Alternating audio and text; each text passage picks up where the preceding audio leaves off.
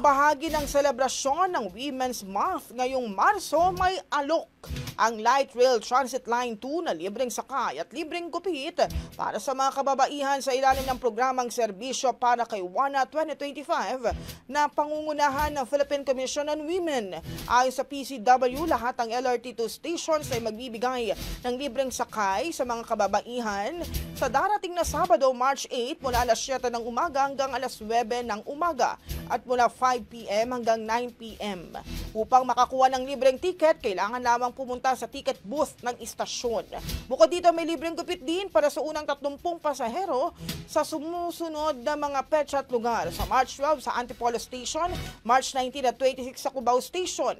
Magbibigay rin ng libreng rosas sa mga kababaihan sa Antipolo Station sa March 5 bilang bahagi ng pagdiriwang. Samantala, ilan pang benepisyo ngayong Women's Month ang libreng pagkuha ng civil registration documents para sa unang 100 babaeng kliyente sa Philippine Statistics Authority. Ang bahaging ito ay hatid sa atin ng DriveMax Herbal Capsule. Lalaking angat, tumatagal.